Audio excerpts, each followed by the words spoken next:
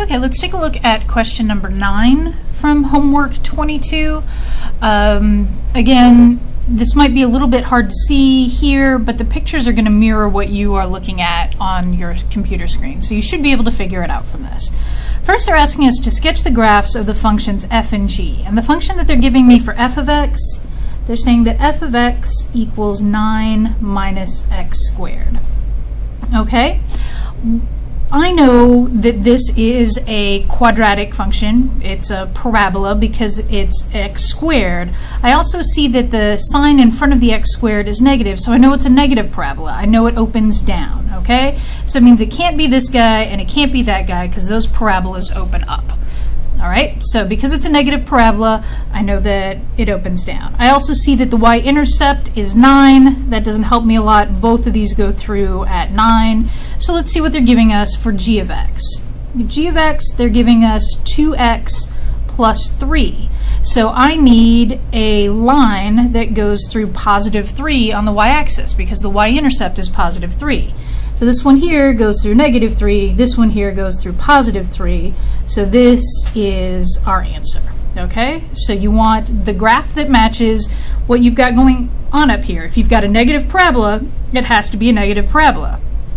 If you have a line that goes through a specific point on your y-axis, you have to have a line that goes through that point on your y-axis. This is a positive 3, this goes through negative 3, so it can't be this. In this case, this does go through positive 3, so that's it. So kind of use process of elimination to figure out which ones we're looking for, and you're going to find it. Now they want the area of the region enclosed by those graphs and the vertical lines -1 and 0 in my case.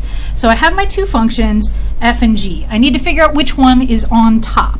Well, it's pretty clear that from -1 to 0 that this parabola is on top. So that's going to be my first function. So I have the integral of 9 minus x squared minus the function that's on bottom, that's this line, 2x plus 3 dx, and the range that they're giving me is from -1 to 0. Always have the smaller number on the bottom, larger number on top.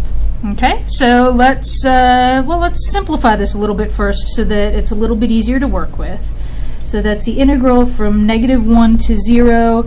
9 minus 3 is going to give me 6 minus x squared minus 2x dx. And I think I can work with that. That's a pretty easy integral for us to deal with. So that gives me 6x minus x cubed over 3 minus 2x squared over 2 from -1 to 0.